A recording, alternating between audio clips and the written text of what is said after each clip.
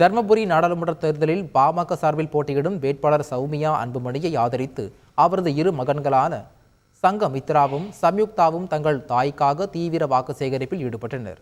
பாப்பிரெட்டிப்பட்டி, பொம்மிடி ஆகிய பகுதிகளில் அவர்கள் மாம்பழம் சின்னத்திற்கு ஆதரவு திரட்டினர். ஒருமுறை தங்கள் தாய்க்கு வாய்ப்பு கொடுத்தால் உங்கள் குரலாக அவர் நாடாளுமன்றத்தில் ஒலிப்பார் என வாக்காளர்களிடம் உருக்கமாக பேசி வாக்கு சேகரித்தனர். கடைவீதி பகுதியில் வாக்கு சேகரிப்பில் ஈடுபட்ட சங்கமித்ரா, சம்யுக்தாவுக்கு பூக்கடைக்கார பெண்கள் தலையில் பூச்சூட்டி மகிழ்ந்தனர்.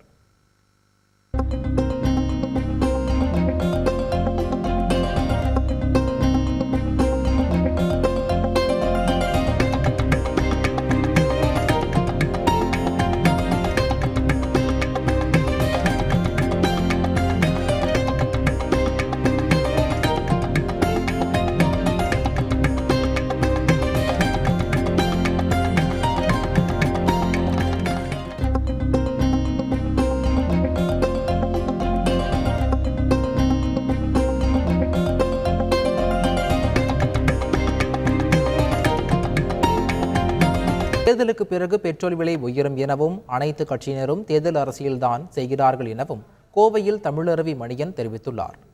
கோவை தடாகம் சாலையில் உள்ள தனியார் மண்டபத்தில் நடிகர் கார்த்திக் இன் மனித உரிமை காக்கும் கட்சியின் மாநில இணை பொதுச் செயலாளர் வெங்கடேஷ் பூபாலன் தலைமையில் அக்கட்சியினர் பாஜகவில் இணையும் நிகழ்ச்சி நடைபெற்றது.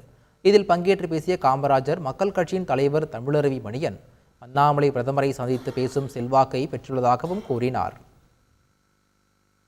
என்னென்ன பிரச்சனைகள் இருக்கின்றன என்று பட்டியலை கொடுப்பதற்குத்தான் இங்கிருந்து அண்ணாமலையை நீங்கள் அனுப்பி வைக்கிறீர்கள்.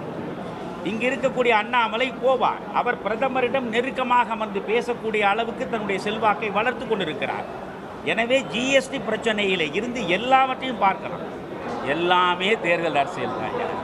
இதையெல்லாம் நான் நியாயப்படுத்துறதுக்கு இங்கே வந்து உட்காரல உங்க முன்னால். எல்லா கட்சிகளுமே தேர்தல் அரசியல் தான். எல்லாமே தான். அதாவது ஒரு நல்லதை செய்ய வேண்டும் என்றால் அந்த நாற்காலியில் போய் உட்காரணும். நாற்காலியில் உட்கார்ந்தால் தான் நல்லதை செய்ய முடியும்.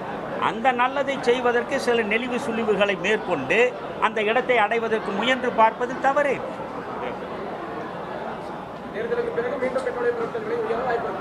நிச்சயமா உயரும். அடுத்த தேர்தல் வரும்போது இறங்கும். செய்திகளை உடனுக்குடன் தெரிந்து கொள்ள உடனே சப்ஸ்கிரைப் பண்ணுங்க.